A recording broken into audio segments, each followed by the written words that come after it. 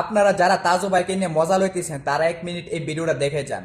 সাংবাদিক হিসেবে আমাকে কেউ পরিচিত করবে না, কেন আমি শিক্ষিত না, অত উচ্চ লেভেলে আমি কথা বলতে পারবো না। পরিবার অনেক ছোট পরিবার, শুধু ভাঙাচুরা ঘর আছে, এই ঘর ধরে ভেঙে যায়, আমি যে একটা ঘর দেবো সেটা আসলে স্যার আমার অসম্ভব। এটা এক কষ্ট, মনে আবেগ থেকে কষ্টগুলো আনন্দ দেওয়ার জন্য 14 জন পানি না ধরে আড়ালে, আসলে আড়ালে আমার পানি পর্যন্ত ধরে, এই কারণে আমি ভিডিওগুলো বানাই। অনেকে হাসাহাসি করে, আমাকে অনেক ঠান্ডা করে,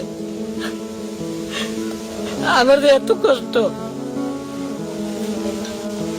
নতুন সরকার, বাংলাদেশের সকল এমপিকে আমি আবেদন করে বলছি, বাংলাদেশে যত চর অঞ্চল আছে, অসহায় লোক আছে, সবাইকে দেখতে হবে।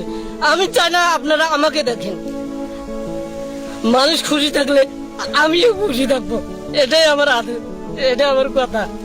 আসলে আমি কথা বুঝে বলতে পারি না, ছোটবেলার থেকে আমি এরকম। আমাদের নারায়ণপুর এলাকা দরিদ্র এলাকা, আমাদের দেখেন যদি বৃষ্টি আসে তাহলে এই রাস্তাতে পানি এসে এখানে ভাঙা চূড়া মাটি পর্যন্ত ধুয়ে যায়।